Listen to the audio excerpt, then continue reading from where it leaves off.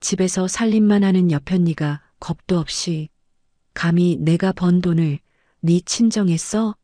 제정신이야. 찰싹 병원 복도에 날카로운 소리가 울렸습니다. 아픈 친정엄마가 병실에서 지켜보는 가운데 의사 남편의 손바닥이 아내의 뺨을 강하게 후려쳤습니다. 오늘부터 당신 카드 전부 압수야. 집구석에서 돈이 왜 필요해?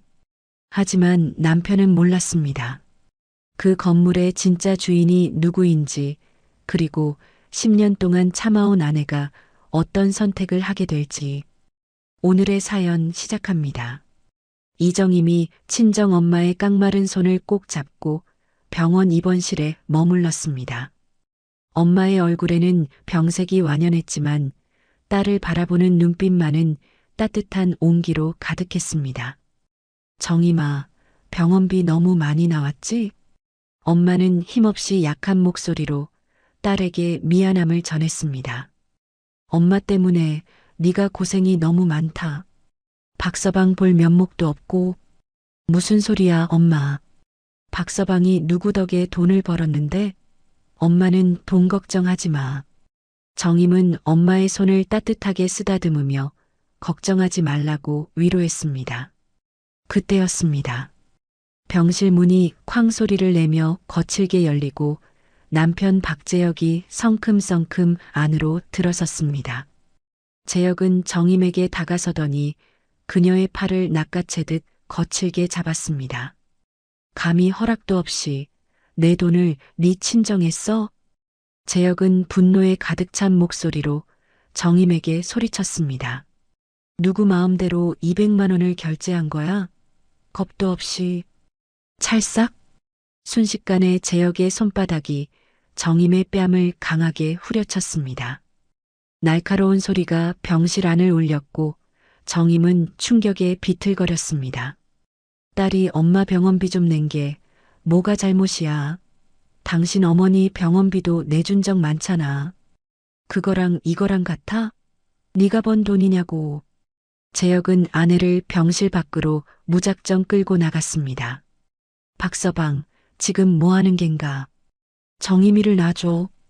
병상에 누워있던 친정엄마는 몸을 간신히 일으키려 애썼지만 결국 힘없이 침대에 다시 쓰러지고 말았습니다. 옆 병상의 환자들이 갑작스러운 소란에 놀란 눈으로 재혁과 정임을 쳐다보았습니다.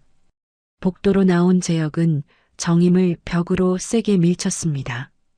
정임의 등은 벽에 부딪혔고 둔탁한 소리가 복도에 울려 퍼졌습니다.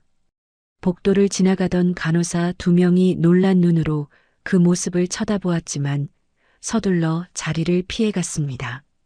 환자 보호자들도 걸음을 멈추고 수군거리기 시작했습니다. 200만 원이 얼마나 큰 돈인 줄 알아? 재혁은 정임의 어깨를 잡고 거칠게 흔들었습니다. 내가 새벽부터 밤까지 얼마나 힘들게 번 돈인데 왜 네가 그걸 마음대로 써? 재혁은 정임의 눈앞에서 벽을 향해 주먹을 세게 내리쳤습니다. 정임은 눈물을 쏟아내며 재혁에게 항변했습니다. 심장이 안 좋아서 당장 수술하셔야 한다고 했잖아. 내가 딸인데 엄마 병원비도 못 내게 해? 너무한 거 아니야? 그 돈은 장모님이 알아서 할 일이지. 그걸 왜 내 돈으로 하냐고. 재혁은 정임의 이마를 손가락으로 툭툭 치며 차갑게 말했습니다.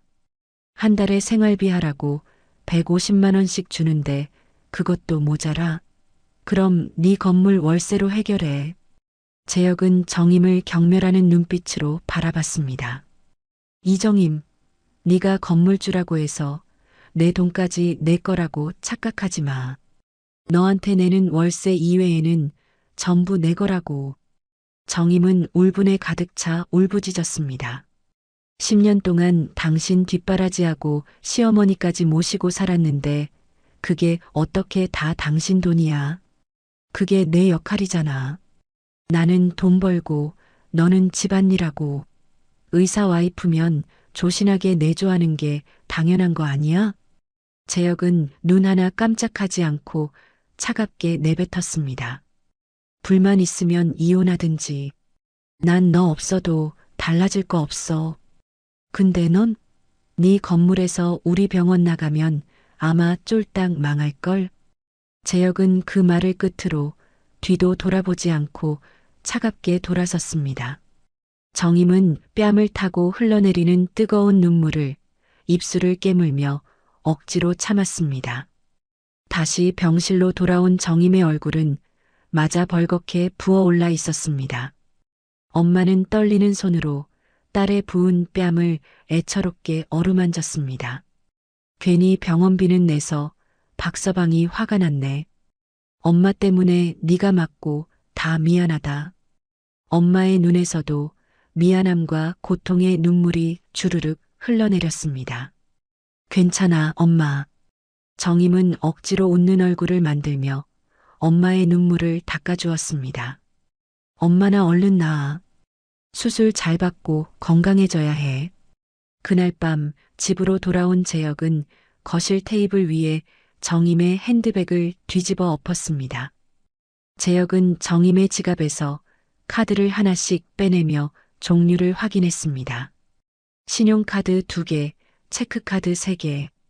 재혁은 카드를 자신의 지갑에 모두 챙겨 넣으며 정임에게 통보했습니다.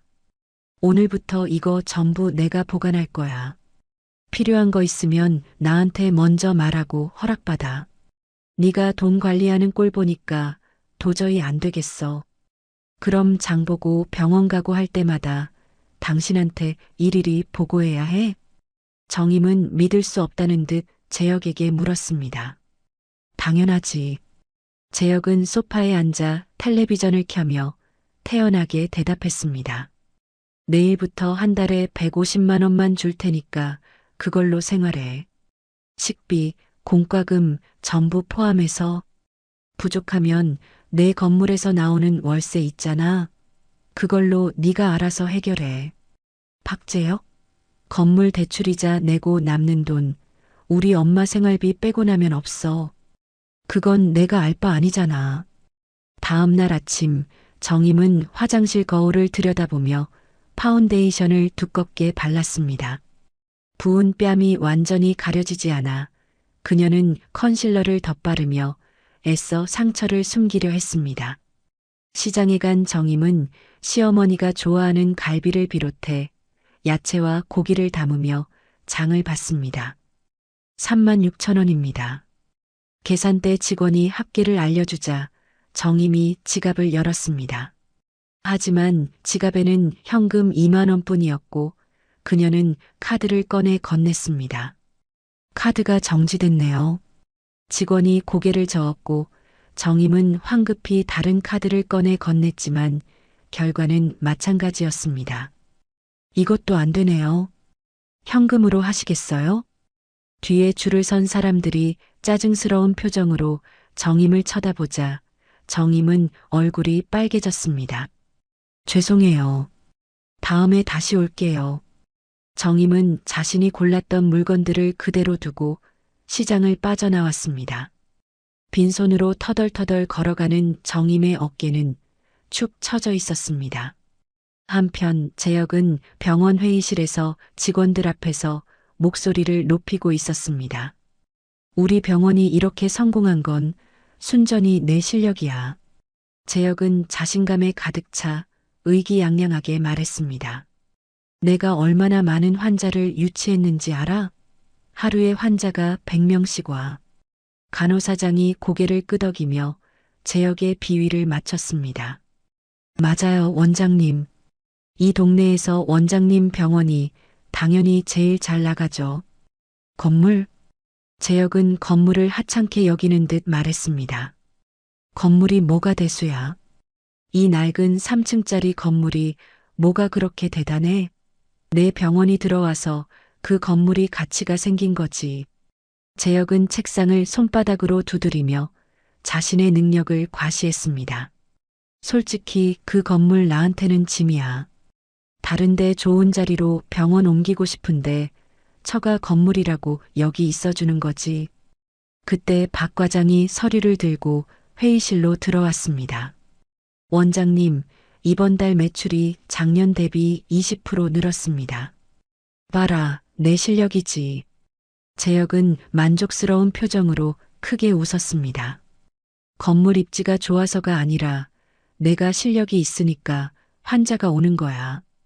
저녁이 되어 집으로 돌아온 재혁은 식탁에 앉자마자 밥그릇을 들었습니다. 반찬이 이것밖에 없어? 김치하고 계란말이뿐이야? 장은 봤어? 카드가 정지돼서 못 샀어. 현금도 없고. 정임은 조용하고 힘없이 대답했습니다. 그럼 잘난 네 건물 월세 받은 걸로 사면 되잖아. 재혁은 젓가락을 탁 소리나게 내려놓으며 이해할 수 없다는 듯 말했습니다. 매달 건물에서 돈 나오는데 왜 돈이 없어? 그 돈은 건물 은행 이자랑 세금 내고 나면 얼마 안 남잖아. 그러게 내 병원이 아니었으면 그 건물은 텅텅 비어서 세도 못 받았을 거야. 재혁은 손가락으로 테이블을 두드렸습니다.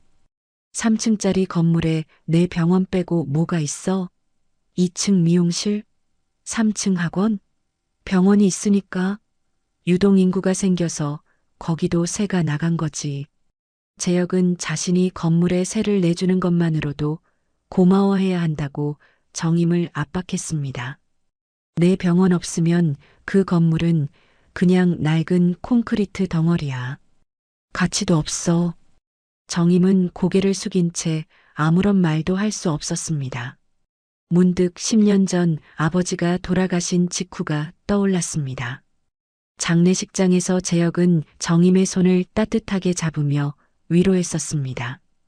당신 아버지가 남긴 건물, 내가 잘 활용할게. 재혁은 정임에게 말했습니다.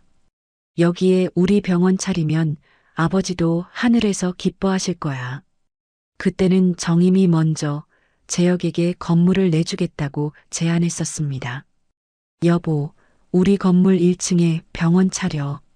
돈은 그냥 은행 이자 낼 만큼만 있으면 되니까 임대료도 싸게 해줄게. 당신 개업하는데 부담 덜어주고 싶어? 재혁은 정임을 안으며 고맙다고 했었습니다. 당신이 최고야. 덕분에 병원 잘 될 거야. 나도 열심히 해서 성공한 의사 될게. 하지만 지금은 모든 것이 완전히 달라져 있었습니다. 그날 밤 정임은 조용히 다락방으로 올라갔습니다. 먼지 쌓인 상자들 사이에서 그녀는 아버지의 유품 상자를 어렵게 꺼냈습니다. 상자를 열자 제일 먼저 건물 등기부가 정임의 눈에 들어왔습니다. 아버지의 이름에서 자신의 이름으로 명의가 바뀐 날짜가 선명하게 보였습니다. 등기부 아래에는 낡은 서류철이 하나 있었습니다. 정임이 서류를 펼치자 아버지의 깔끔한 필체가 눈에 들어왔습니다. 불우학생 후원 내역이라고 적힌 제목 아래 수십 명의 이름과 금액이 빼곡하게 적혀 있었습니다. 매달 10만 원에서 50만 원까지 아버지는 꾸준히 어려운 학생들을 도왔던 것입니다. 영수증 하나하나를 넘기던 정임의 눈에 다시금 뜨거운 눈물이 고였습니다. 며칠 후 오후 정임은 엄마의 병문안을 가기 위해 병원 로비를 지나가고 있었습니다. 어머 정임 씨, 오랜만이네. 어머니는 수술 잘 받으셨대요? 로비에서 우연히 마주친 이웃 아주머니가 반갑게 정임에게 물었습니다. 안녕하세요. 네, 다행히 잘 끝났어요. 지금 회복 중이에요. 정임은 안도의 한숨을 쉬며 대답했습니다. 그런데 정임 씨 얼굴이 왜 이래요? 어디 부딪혔어요? 아주머니는 정임의 뺨을 보더니 걱정스러운 표정을 지었습니다. 아, 그냥 넘어졌어요. 괜찮아요. 정임은 서둘러 자리를 피하려고 했습니다. 그때 재혁의 목소리가 복도에서 들려왔습니다. 박 과장, 이 장부는 따로 보관해. 재혁은 단호하게 지시했습니다. 금고에 넣어두고 아무한테도 보여주면 안 돼. 특히 우리 집사람한테는 절대로. 정임은 순간 기둥 뒤에 몸을 숨기고 재혁과 박 과장을 조심스럽게 지켜봤습니다. 알겠습니다, 원장님. 박 과장은 우려가 담긴 목소리로 말했습니다. 그런데 이렇게 해도 괜찮을까요?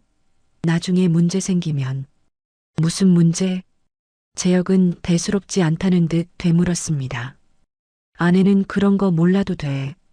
그 여자가 돈 관리하면 집안이 망해. 두 사람이 엘리베이터를 타고 올라간 후 정임은 조심스러운 발걸음으로 병원 사무실을 향했습니다. 문틈으로 사무실을 들여다보니 책상 위에 서류들이 어지럽게 놓여 있었습니다. 정임은 살짝 문을 열고 사무실 안으로 들어갔습니다. 누구세요? 갑자기 뒤에서 들려온 목소리에 정임은 화들짝 놀랐습니다. 청소 아주머니가 정임의 뒤에 서 있었습니다. 아, 저 원장 아내예요. 서류 좀 찾으려고요. 정임은 심장이 내려앉는 듯 했지만 애써 태연하게 말했습니다. 아, 사모님이시구나. 원장님은 아까 나가셨는데요. 정임은 황급히 사무실을 빠져나와 집으로 돌아와 곧장 서재 서랍을 뒤졌습니다. 잠겨있던 서랍을 간신히 열자 오래된 임대 계약서가 나왔습니다.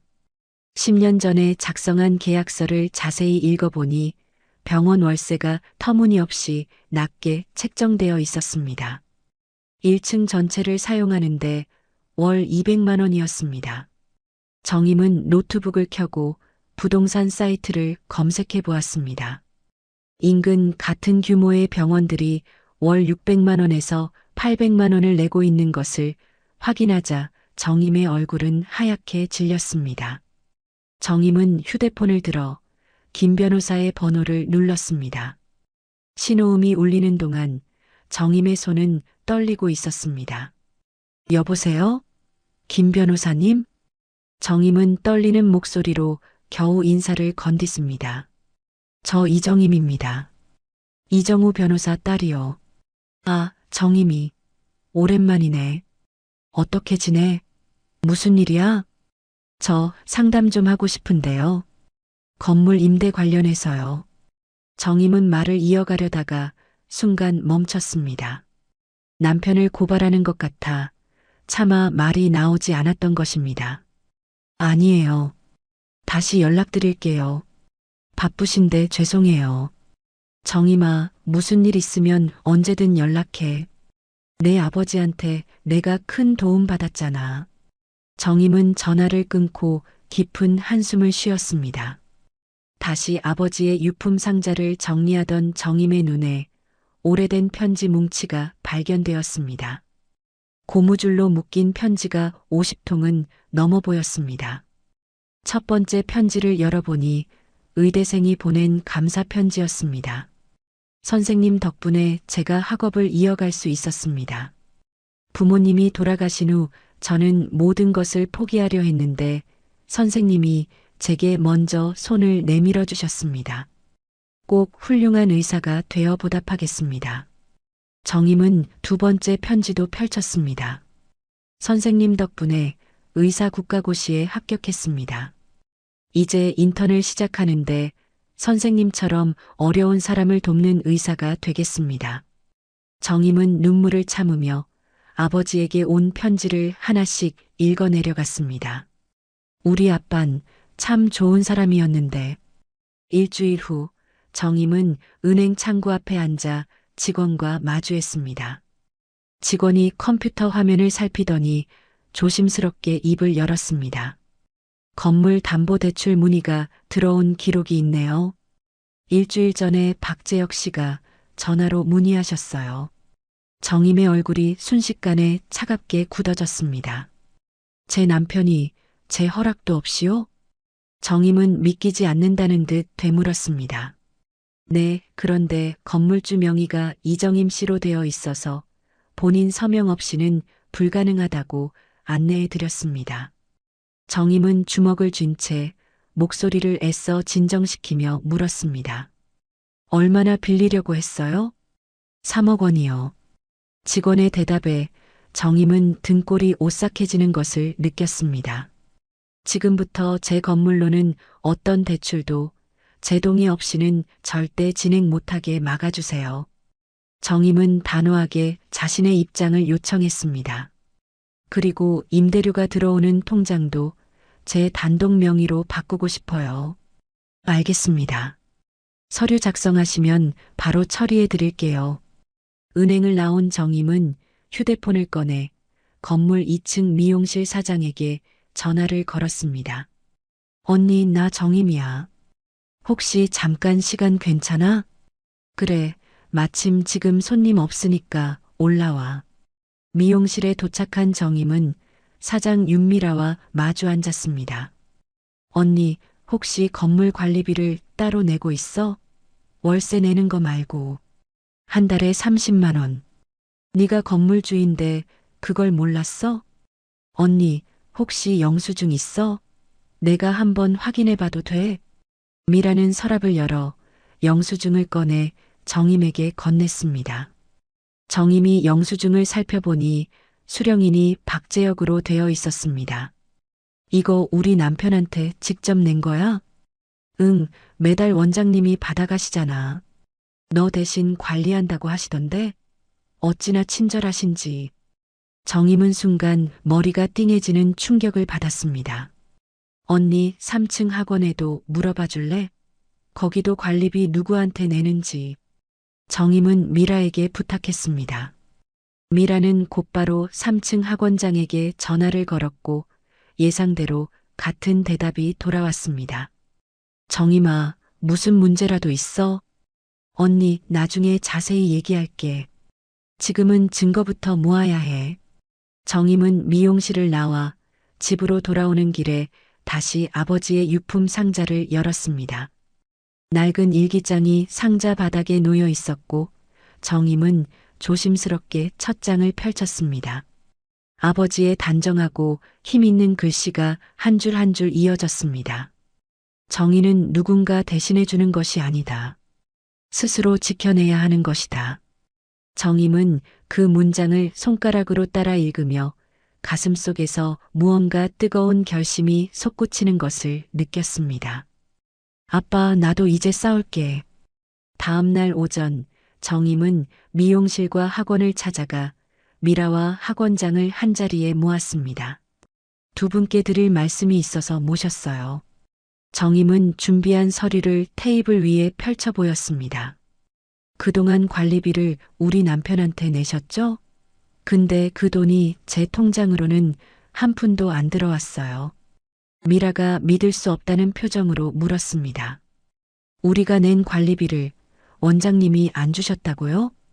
네, 저는 월세에 관리비가 포함인 줄 알았어요. 남편을 믿고 계약서는 볼 생각도 안 했네요. 제 불찰이죠. 학원장이 황당하다는 듯 입을 열었습니다. 그럼 우리가 낸 돈은 다 어디로 간 거예요? 제 남편이 가로챈 거예요. 그래서 증거를 모으려고 하는데 두 분 영수증 복사본 좀 주실 수 있을까요? 당연하죠. 이건 분명히 잘못된 거잖아요. 미라는 즉시 영수증을 복사해 정임에게 건넸고 학원장도 지난 5년치 영수증을 챙겨주었습니다. 그날 오후 정임이 거실에서 영수증을 정리하고 있을 때 초인종이 울렸습니다. 문을 열자 시어머니가 차갑게 굳은 얼굴로 서 있었고 정임을 밀치듯 안으로 들어섰습니다. 어머님, 갑자기 무슨 일이세요? 정임이 놀라 물었지만 시어머니는 아무 대답 없이 소파에 털썩 앉으며 가방을 바닥에 내려놓았습니다. 따뜻한 차라도 드릴까요? 됐다. 내가 할 말이 있어 왔으니 앉아라. 정임이 자리에 앉자 시어머니는 두 눈을 부릅뜬 채 입을 열었습니다. 올해도 기다렸다. 이제 병원 건물 명예 재혁이한테 넘겨. 예. 어머님, 그게 무슨 말씀이세요? 정임은 믿을 수 없다는 표정으로 시어머니를 바라봤습니다.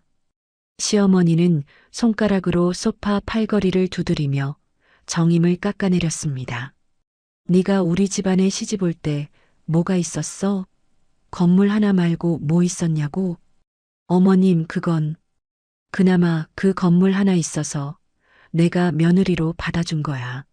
안 그랬으면 너 같은 애는 거들떠도 안 봤어.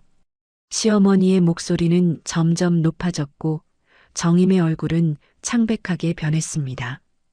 우리 재혁이는 명문대 나온 의사야. 남들은 아예 처가에서 번듯한 3층짜리 병원을 차려준다고. 정임은 더 이상 참을 수 없다는 듯 처음으로 시어머니에게 목소리를 높였습니다. 이 건물은 우리 아버지가 평생 모은 돈으로 산 거예요. 저한테 물려주신 거고요. 그래, 내 아버지 건물이지. 근데 그게 지금 가치가 있는 건 우리 재혁이 병원 덕분이라고. 아니에요. 정임은 가방에서 서류를 꺼내 시어머니 앞에 내밀었습니다. 10년 동안 남편은 정당한 임대료를 내지 않았어요. 다른 병원들은 월 600만 원에서 800만 원을 내는데 남편은 200만 원만 냈다고요. 시어머니는 서류를 휙 쳐다보고는 코웃음을 쳤습니다. 그게 뭐가 어때서? 가족끼리 싸게 해주는 게 당연한 거 아니야? 게다가요. 정임은 또 다른 영수증을 꺼내 들었습니다. 관리비도 가로챘어요. 다른 세입자가 낸 관리비를 10년 동안 제게 한 푼도 안 주고 남편이 다 썼어요. 시어머니의 얼굴이 순간 당황한 빛으로 변했지만 이내 다시 화를 냈습니다. 그게 뭐 어때서?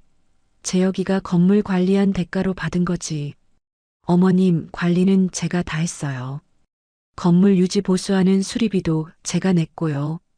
이정임, 네가 지금 우리 재혁이를 도둑 취급하는 거야? 부부끼리 돈을 누가 받으면 어때? 시어머니는 버럭 소리를 질렀습니다. 우리 아들이 이 동네에서 제일 잘 나가는 의사인데 그 명성이 건물 가치를 올린 거야. 안 그랬으면 내 건물은 아무 가치도 없었어. 그 알량한 월세도 못 받게 된다고. 정임은 노트북을 열어 부동산 사이트 화면을 시어머니에게 보여주었습니다. 어머님, 저희 건물에서 100m 떨어진 비슷한 건물도 1층 월세가 600만 원이에요. 다른 곳은 800만 원도 받고요. 시어머니는 화면을 보고는 말문이 막혔습니다. 건물 가치는 남편 때문이 아니에요. 원래 이 동네 상권이 좋았던 거예요. 오히려 남편이 지난 10년 동안이나 싼 임대료로 이득 본 거죠. 네가 지금 시어머니한테 말대꾸하는 거야? 시어머니는 벌떡 일어나 정임의 어깨를 세게 밀었습니다. 정임은 뒤로 휘청거렸고 거실벽에 등이 부딪혔습니다. 이 건물은 우리 재혁이 명의로 넘기는 게 맞아. 병원 개원 시켜준다는 집안들도 줄을 섰었다고. 시어머니는 현관문을 벌컥 열고 나가려다가 문 앞에서 막 들어오던 재혁과 마주쳤습니다. 엄마, 왜 이래? 재혁이 놀라 시어머니를 붙잡았습니다. 재혁아?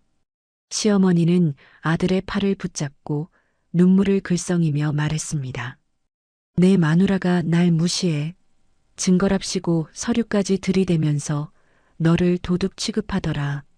재혁의 얼굴이 일그러졌고 고개를 돌려 정임을 노려봤습니다. 재혁아, 당장 전현 쫓아내. 이 집에서 내보내. 이제라도 새장가 못 갈 것도 없지. 그날 밤 11시 시어머니를 따라 나갔던 재혁은 술에 취한 채 집에 돌아왔습니다. 재혁의 얼굴은 술 기운에 붉게 상기되어 있었습니다. 이정임. 재혁은 거실로 비틀거리며 들어와 정임을 향해 소리쳤습니다. 너 우리 엄마한테 뭐라고 한 거야? 정임은 소파에서 일어나 재혁과 눈을 마주쳤습니다. 사실대로 말했어. 당신이 10년 동안 얼마나 싼 임대료를 냈는지, 관리비를 얼마나 가로챘는지. 가로챘다고? 그럼 내가 이렇게까지 해야겠네. 재혁은 비웃으며 테이블로 다가와 가방에서 서류 봉투를 꺼냈습니다. 재혁이 서류를 테이블에 던지듯 내려놓자 서류가 바닥으로 흩어졌습니다. 건물 증여 서류야. 여기 서명해. 싫어. 왜 내 건물을 당신한테 줘야 해? 정임은 단호하게 고개를 저었습니다. 이 집에서 계속 살고 싶으면 서명해. 재혁은 정임의 어깨를 움켜쥐며 위협하듯 속삭였습니다. 안 그러면 너 쫓아낼 거야. 이혼하고 너 혼자 그 건물에서 살아봐. 네가 뭘 할 수 있는데? 당신이야말로 내 건물에서 나가. 정임은 재혁의 손을 뿌리치고 한 걸음 물러섰습니다. 정당한 임대료 내든지 아니면 병원 빼든지 둘 중 하나 선택해. 뭐? 재혁의 얼굴이 믿을 수 없다는 표정으로 일그러졌습니다. 너 지금 제정신이야? 우리 병원 없으면 그 건물은 텅 빈다고. 상관없어. 정임은 떨리는 목소리였지만 눈빛만큼은 흔들리지 않았습니다. 당신 병원 나가면 다른 세입자 구할 거야. 이 여자가 진짜. 재혁은 거실 테이블을 주먹으로 쾅 내리쳤고 테이블 위에 컵이 쓰러지며 물이 쏟아졌습니다. 내가 없으면 너는 아무것도 아니야. 의사 부인이라고 대접받던 거 다 내 덕분이었잖아. 재혁은 정임에게 한 걸음 다가서며 손을 들어 올렸습니다. 정임은 재빠르게 휴대폰을 꺼내 들었고 화면에는 녹화 중이라는 붉은 점이 깜빡이고 있었습니다. 지금 다 녹화되고 있어. 한 대만 쳐봐. 재혁은 손을 든 채로 멈칫했고 휴대폰을 노려봤습니다. 이정임, 네가 진짜 끝까지 가보자는 거야? 3개월 안에 병원 비워. 정임의 목소리는 떨렸지만 그녀는 한 발짝도 물러서지 않았습니다. 안 그러면 법적으로 내보낼 거야. 하? 재혁은 비웃음을 터뜨렸고 소파에 주저앉으며 고개를 저었습니다. 네가 뭘 할 수 있는데? 변호사 선임할 돈이나 있어? 재판은 누가 이기는 줄 알아? 그건 내가 알아서 할 일이야. 정임은 휴대폰을 주머니에 넣고 재혁을 내려다봤습니다. 당신은 3개월 후에 나갈 생각이나 해. 재혁은 소파에 비스듬히 기대앉아 정임을 찬찬히 훑어봤습니다. 좋아해봐. 근데 너 혼자 뭘 어떻게 하는지 두고 볼게. 재혁은 그렇게 말하며 방으로 들어갔지만 문을 닫기 전 잠깐 뒤를 돌아봤을 때 그의 눈에는 불안한 빛이 스쳐갔습니다. 정임은 거실에 홀로 남아 테이블에 쏟아진 물을 천천히 닦아냈습니다. 그녀의 손은 여전히 떨리고 있었지만 입가에는 미세한 미소가 번졌습니다. 다음 날 아침 정임은 아버지의 유품 상자에서 꺼낸 낡은 후원 명단을 펼쳐 놓았습니다. 한 명 한 명 이름을 확인하던 정임의 손이 20번째 줄에서 문득 멈췄습니다. 최민준, 의대생이라고 적힌 이름을 정임이 가만히 손가락으로 짚었습니다. 최민준 의사. 정임은 홀린 듯 중얼거리더니 휴대폰을 꺼내 포털 사이트에 그 이름을 검색했습니다. 화면에 최민준이 근무하는 종합병원 이름을 확인하고 병원 대표 번호로 전화를 걸었습니다. 여보세요.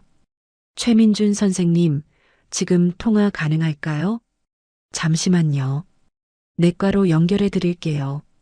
짧은 연결음이 지난 뒤 낯선 남자의 목소리가 수화기 너머로 들려왔습니다. 네, 내과 최민준입니다. 정임은 마른 침을 삼키고 떨리는 목소리로 애써 침착하게 입을 열었습니다. 안녕하세요.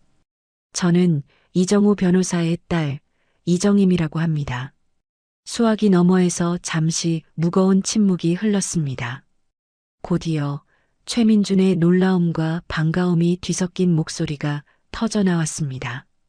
네, 이정우 선생님의 따님이시라고요? 네, 선생님을 좀 뵙고 싶어서요. 저 병원 1층 로비에 있어요.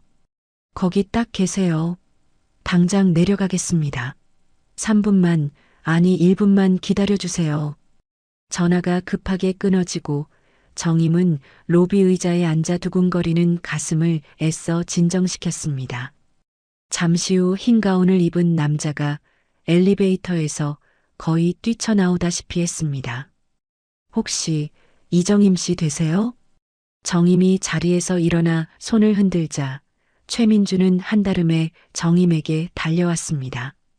최민주는 정임의 손을 두 손으로 덥석 잡았고 눈가는 벅찬 감정으로 붉게 물들어 있었습니다. 이정우 선생님 따님이시군요. 네, 선생님. 만나 뵙게 돼서 저도 반갑습니다. 최민주는 정임을 병원 근처 조용한 카페로 안내했고 두 사람은 구석자리에 마주 앉았습니다.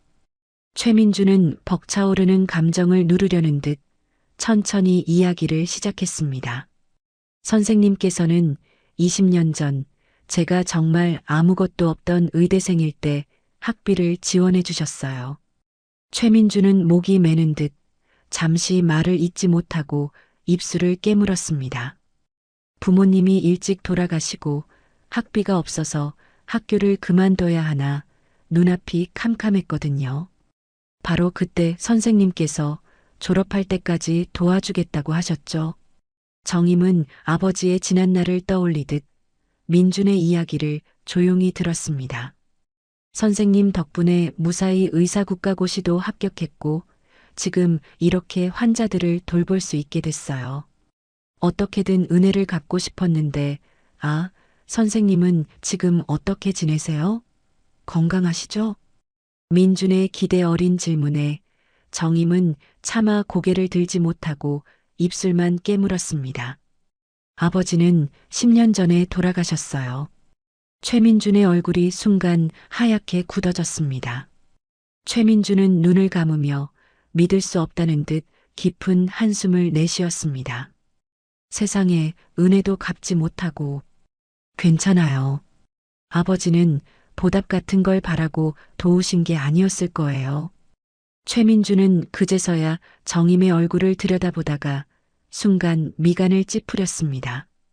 정임의 뺨과 소매 밖으로 살짝 드러난 팔뚝에 검푸른 자국이 보였기 때문입니다. 저기 정임 씨 실례지만 최민준이 조심스럽게 입을 열었습니다. 무슨 안 좋은 일 있으세요?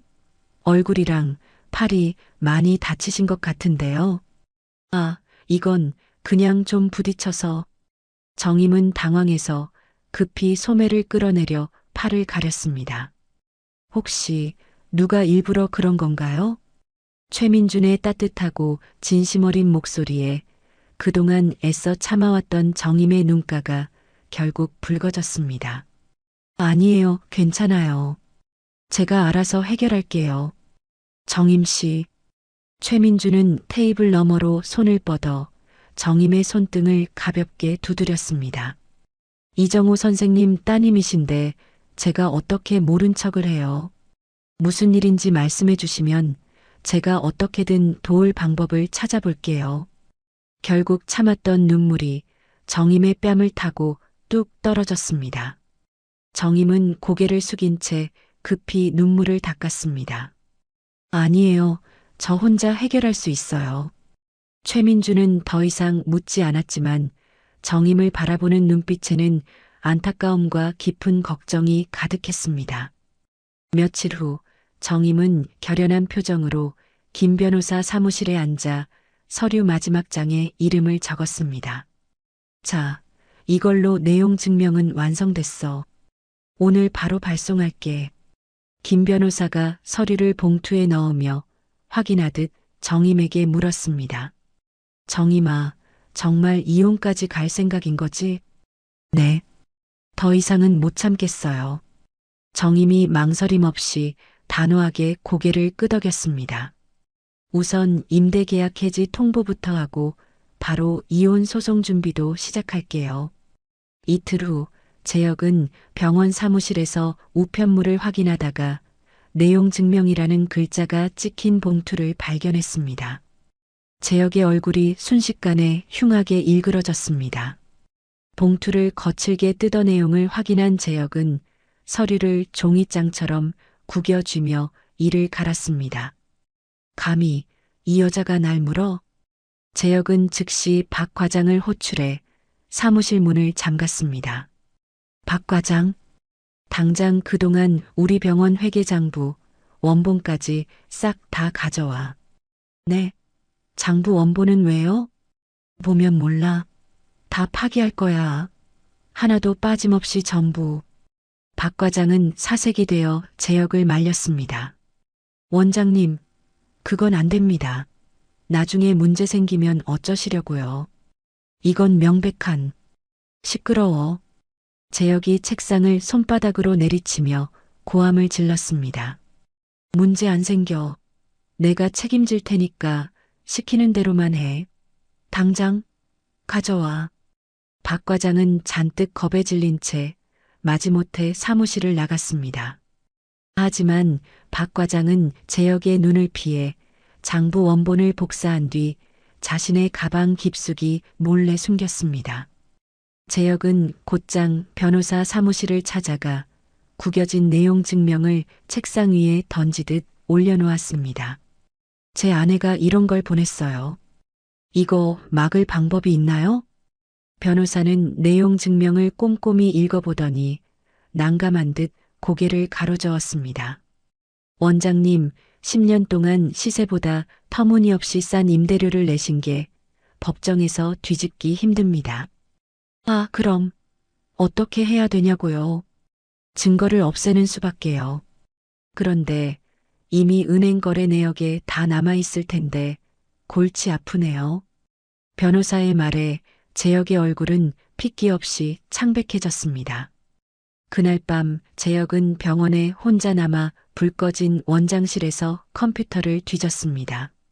제역은 환자들의 차트를 열어보며 돈이 될 만한 고객들의 개인정보를 휴대폰으로 몰래 사진 찍었습니다. 중요한 진료 기록들은 따로 USB에 복사하고 금고에서 현금 500만 원을 꺼내 가방에 챙겼습니다. 그래, 가만히 앉아서 당할 순 없어. 같은 시각 정임은 미용실 원장 미라와 학원장을 다시 만나 그간 모아온 제역의 횡령 증거들을 정리하고 있었습니다. 정임 씨, 그냥 경찰에 신고하면 안 돼요? 학원장이 답답한 듯 물었지만 정임은 고개를 저었습니다. 일단 이혼부터 깔끔하게 마무리하고 그 다음에 생각할게요. 바로 그때 정임의 휴대폰이 울렸습니다. 화면에는 모르는 번호가 떠 있었습니다. 여보세요? 저 사모님, 저 병원 박 과장입니다. 정임은 너무 놀라 자리에서 벌떡 일어났습니다. 네, 박 과장님이요? 저한테 무슨 일이세요? 사모님, 혹시 내일 오후에 근처 공원에서 잠깐 뵐 수 있을까요? 아무도 모르게 조용히요. 다음 날 정임은 약속 장소인 공원에서 초조하게 박 과장을 기다렸습니다. 박 과장은 조심스럽게 주위를 살핀 뒤 정임에게 USB 하나를 건넸습니다. 이게 뭐예요? 원장님이 10년 동안 관리비 횡령한 장부입니다. 전부 파기하라고 하셨는데 차마 그럴 순 없어서 제가 복사본을 남겨뒀습니다. 정임은 떨리는 손으로 USB를 받아들었습니다. 억울함과 감사함이 뒤엉켜 눈가에 뜨거운 눈물이 맺혔습니다. 박 과장님, 정말 감사합니다. 사모님, 조심하셔야 할 것 같아요. 원장님이 요즘 아무래도 좀 이상해요. 박 과장은 깊은 걱정이 담긴 표정으로 말했습니다. 그날 저녁 제역은 한 고층 건물 사무실에서 험악한 인상의 사채업자와 마주 앉아 있었습니다. 그래서 얼마나 필요하시다고요? 사채업자가 담배 연기를 뿜으며 제역을 위아래로 훑어봤습니다. 5억? 5억? 이자가 장난 아닐 텐데 감당하시겠어요? 걱정 마세요. 딱 3개월 안에 무조건 갚을 수 있습니다. 제역은 자신만만한 표정으로 대답하며 계약서에 망설임 없이 서명했습니다. 며칠 후 제역은 일부러 지역 신문 기자를 병원으로 불러 인터뷰를 가졌습니다. 이번에 병원을 더 크게 확장 이전하신다고 들었는데요. 대단하십니다. 별거 아닙니다. 더 큰 곳으로 옮겨서 환자분들께 더 나은 의료 서비스를 제공해 드려야죠. 재혁은 인자한 의사인 척 카메라를 보며 활짝 웃었습니다. 솔직히 말해서 이 작은 건물에서는 제 능력을 다 펼치기가 어려웠어요. 재혁의 인터뷰는 다음날 신문에 실렸고 동네 사람들은 재혁의 성공을 부러워하며 입을 모아 칭찬했습니다. 하지만 바로 그 시각 정임의 건물 앞에서는 추악한 광경이 펼쳐지고 있었습니다. 시어머니가 천벌받을 며느리, 시댁을 길거리로 내쫓으려 한다. 고 적힌 피켓을 들고 고래고래 소리를 지르고 있었습니다. 1시간쯤 지났을까 결국 누군가의 신고로 경찰이 도착해 시어머니를 제지했습니다. 어르신, 여기서 이러시면 안 됩니다. 건물주가 업무방해로 신고하셨어요. 당장 피켓 내리세요. 시어머니는 경찰에게까지 악을 쓰며 항의했지만 결국 씩씩거리며 피켓을 내려놓고 돌아갈 수밖에 없었습니다. 며칠 후 정임은 텅 빈 집에서 혼자 소리 죽여 눈물을 흘리고 있었습니다. 그때 초인종이 울렸습니다. 문을 열자 걱정스러운 표정의 최민준이 따뜻한 미소를 지으며 서 있었습니다. 정임 씨, 혹시 방해가 됐나요? 안색이 안 좋으셔서. 아니에요, 선생님, 어서 들어오세요. 정임은 황급히 눈물을 닦으며 최민준을 안으로 안내했습니다. 힘내세요, 정임 씨. 제가 도울 일은 없을까요? 최민준의 위로에 정임은 결국 참았던 서러움을 터뜨렸습니다. 선생님, 저는 이제 아무것도 할 수가 없어요.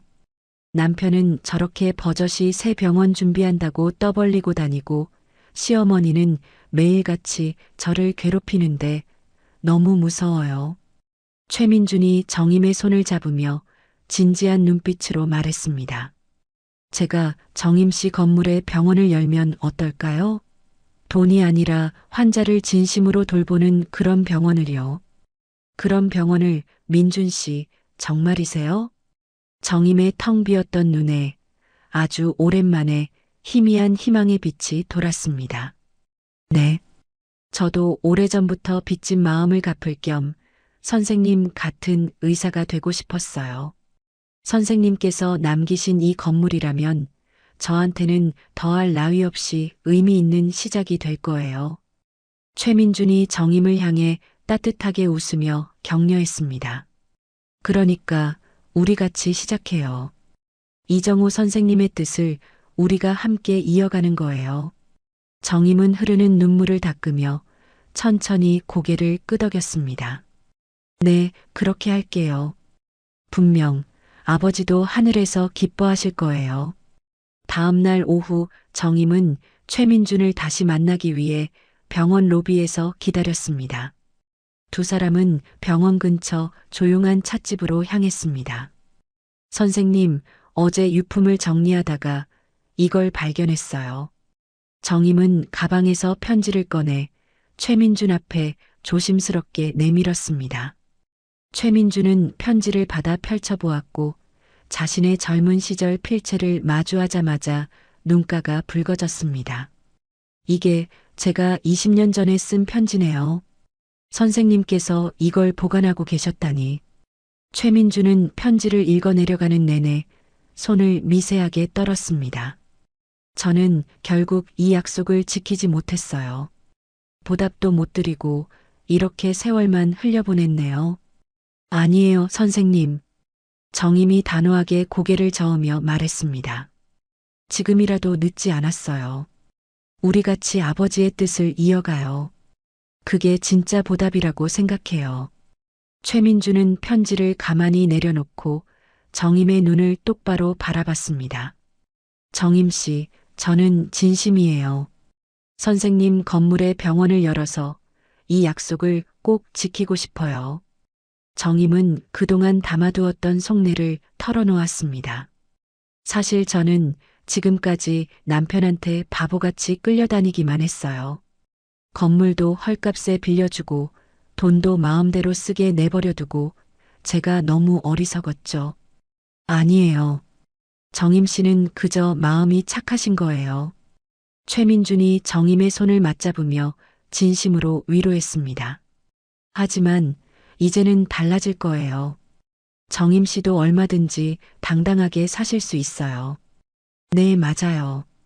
이제는 제가 당당하게 맞서고 남편이 뭐라고 하든 시어머니가 뭐라고 하든 이제 상관없어요.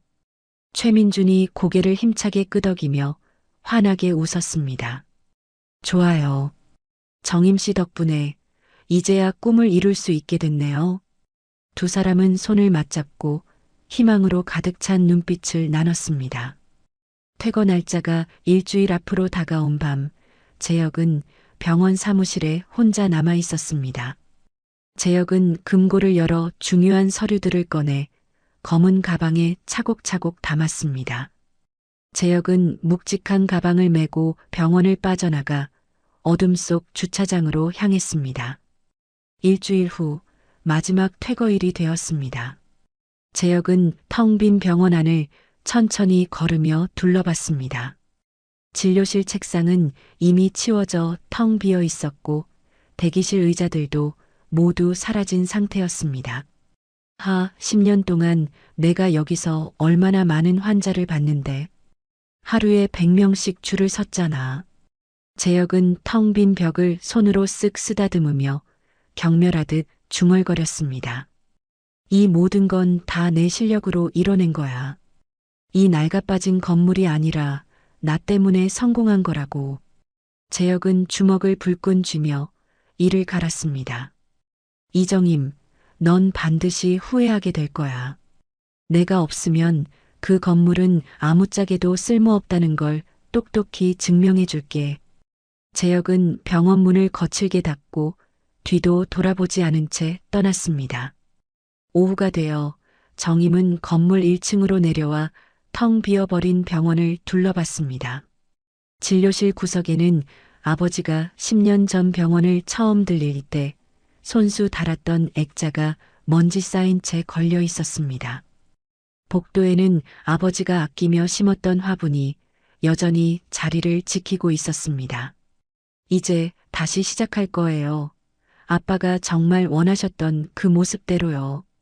정임은 휴대폰을 꺼내 인테리어 업체에 망설임 없이 전화를 걸었습니다.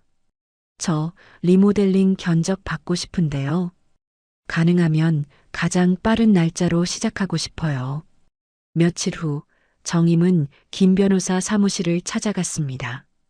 김 변호사는 정임이 건넨 USB를 컴퓨터에 꽂아 파일을 열어보고는 놀라움을 금치 못했습니다. 정임아, 이 자료면 횡령으로 당장 고소할 수 있어. 10년치 증거가 전부 있잖아. 변호사님, 저는 일단 이혼부터 하고 싶어요. 정임은 흔들림 없는 차분한 목소리로 말했습니다. 지금은 그 사람이랑 완전히 끝내는 게 먼저예요. 더 이상 털끝만큼도 엮이기 싫어요. 그래, 내 마음이 그렇다면 그렇게 하자. 하지만 이 증거는 잘 보관해둬. 나중에 반드시 필요할 날이 올 테니까. 김 변호사는 서류를 정리하며 굳은 표정으로 정임을 격려했습니다. 좋아. 그럼 이혼 소송 준비부터 바로 시작하자. 10년 동안 헐값에 임대료 받은 것도 손해배상으로 다 따져서 청구할 거야. 정말 고마워요, 변호사님. 무슨 소리. 당연한 거지. 정우 형님이 지금 살아계셨으면 나보다 더 불같이 화내셨을 거야. 한 달 후 번화가 중심에 위치한 가장 높은 고층 건물 앞에 대형 현수막이 걸렸습니다. 재영 메디컬 센터 그랜드 오픈. 건물 2층부터 4층까지 무려 3개층을 통째로 임대한 병원은 눈이 부실 정도로 화려한 인테리어로 꾸며져 있었습니다. 개원식 날 건물 앞에는 번쩍이는 고급 승용차들이 줄지어 서 있었고 최고급 양복을 차려입은 사람들이 입구로 들어섰습니다. 로비에는 발 디딜 틈 없이 축하 꽃바구니가 가득 쌓여 있었고 복도를 따라 유명 인사들이 보낸 화환도 끝없이 늘어서 있었습니다. 아이고, 원장님, 축하드립니다. 역시 능력이 출중하십니다. 지역 유지로 보이는 한 남자가 재혁의 어깨를 두드리며 칭찬했습니다. 감사합니다. 최신 장비도 전부 들여놨고 의료진도 대폭 늘렸어요. 개원식이 끝나고 재혁은 몰려든 기자들 앞에서 인터뷰를 했습니다. 원장님, 병원을 이렇게 크게 새로 이전하신 특별한 이유가 있으신가요? 기자가 마이크를 들이대자 재혁은 자신감 넘치는 표정으로 대답했습니다. 저는 항상 더 나은 의료를 꿈꿔왔습니다. 재혁은 카메라를 똑바로 응시하며 말을 이었습니다. 환자들은 넓고 쾌적한 환경에서 진료받을 권리가 있습니다. 이제야 제 진짜 실력을 마음껏 보여줄 수 있게 됐습니다. 이 인터뷰는 다음날 신문 일면에 재혁의 활짝 웃는 사진과 함께 크게 실렸습니다. 그날 저녁 정임의 휴대폰이 시끄럽게 울렸습니다. 화면에 어머님이라는 이름이 뜨자 정임은 잠시 망설이다가 전화를 받았습니다. 이정임, 너 오늘 신문 봤어? 봤냐고. 시어머니의 목소리는 승리감에 취해 귀가 찢어질 듯 날카로웠습니다. 우리 아들이 얼마나 대단한 사람인지 이제 똑똑히 알겠지? 신문 일면에 저렇게 크게 났더라. 정임은 아무 말도 하지 않고 조용히 시어머니의 말을 들었습니다. 그 무너져가는 건물에 구질구질하게 얹혀 살 필요가 없었지. 우리 재혁이는 혼자 힘으로도 저렇게 번쩍번쩍한 병원을 차렸잖아. 무려 3층짜리 병원이라고. 시어머니는 흥분을 감추지 못하고 계속 떠들어댔습니다. 네 그 낡아빠진 건물 없어도 우리 재혁이는 천배만배는 더 성공해. 번화가 한복판에 저렇게 큰 병원 차리는 게 아무나 할 수 있는 일인 줄 알아? 어머님 축하드려요. 정임이 지극히 담담한 목소리로 말했습니다. 뭐? 축하? 너 지금 나 약 올리는 거야? 비꼬는 거냐고. 아니에요. 진심으로 축하드린다는 거예요. 그럼 저 바빠서 이만 끊을게요. 뭐? 네가 감히 먼저 끊어? 이 버르장머리 없는. 정임은 시어머니의 고함이 채 끝나기도 전에 통화 종료 버튼을 눌러버렸습니다. 두고 보자. 누가 마지막에 웃게 될지. 다음 날 아침 정임은 최민준을 만났습니다. 두 사람은 건물 1층 리모델링 현장을 함께 둘러봤습니다. 칙칙했던 벽지가 화사하게 새로 붙여지고 있었고 차가웠던 바닥 타일도 교체 작업이 한창이었습니다. 정임 씨, 정말 멋진 병원이 될 것 같아요. 제가 생각했던 것보다 훨씬 좋네요. 최민주는 설계도를 펼쳐보며 아이처럼 기대에 찬 목소리로 말했습니다. 대기실은 최대한 넓게 만들고 진료실은 환자가 편안하게 느낄 수 있도록 꾸미면 좋겠어요. 네, 좋아요. 환자분들이 문을 열고 들어오시면 마음부터 편해질 수 있게 만들고 싶어요. 정임이 분주하게 움직이는 인부들을 바라보며 말했습니다. 우리 희망 의원 꼭 성공시켜봐요. 정임 씨랑 저랑 힘을 합치면 분명히 할 수 있어요. 정임도 마주보며 고개를 끄덕였고 두 사람의 눈은 새로운 희망으로 가득 차 빛났습니다. 네, 선생님. 같이 열심히 해봐요. 2달 후 정임의 건물 1층에 희망의원이라는 새로운 간판이 걸렸습니다. 개원식 날 동네 주민들과 아버지의 옛 지인들이 로비에 모여들었고 크지는 않지만 정성 가득한 화환들이 입구를 장식했습니다. 아버지와 함께 일했던 동료 변호사가 정임의 손을 꼭 잡으며 말했습니다. 축하합니다, 정임 씨. 이정호 선생님이 살아계셨으면 얼마나 기뻐하셨을까. 최민주는 깨끗한 흰 가운을 입고 진료실 문을 열었고 첫 환자가 조심스럽게 들어왔습니다. 어르신, 어디가 불편해서 오셨어요? 아이고, 목이 계속 아프고 기침이 통 멈추질 않아요. 최민주는 청진기로 환자의 가슴 소리를 꼼꼼히 듣고 목 안쪽을 자세히 살펴봤습니다. 감기가 조금 심하게 오셨네요. 약 처방해 드릴 테니까 이틀 정도 푹 쉬시면 금방 나아지실 거예요. 검사는 안 해도 되는 거요? 다른 병원에 갔더니 무조건 엑스레이부터 찍으라고 하던데. 네, 지금 상태에서는 필요 없어요. 약 드셔보시고 그래도 나아지지 않으면 그때 검사하셔도 늦지 않아요. 환자는 그제야 안도의 한숨을 쉬며 고개를 끄덕였습니다. 진료를 마친 환자가 회계 창구로 가자 정임이 환하게 웃으며 맞이했습니다. 진료비는 5천 원이에요. 네. 다른 데는 기본이 10,000원씩 받던데. 저희는 꼭 필요한 치료만 하니까요. 부담 갖지 마시고 편하게 다니세요. 개원 한 달이 지나자 희망 의원은 금세 입소문을 타기 시작했습니다. 동네 사랑방이나 시장 골목에서 사람들이 모이면 의뢰 희망 의원 이야기가 나왔습니다. 어이, 김씨. 희망 의원 가봤어? 거기 의사 선생님이 그렇게 친절하시다며? 맞아, 맞아. 괜히 비싼 검사 이것저것 안 시키고 꼭 필요한 것만 해주시니까 얼마나 좋아. 대기실에는 환자들이 하나둘 눈에 띄게 늘어나기 시작했고 정임은 바쁘게 접수 업무를 처리했습니다.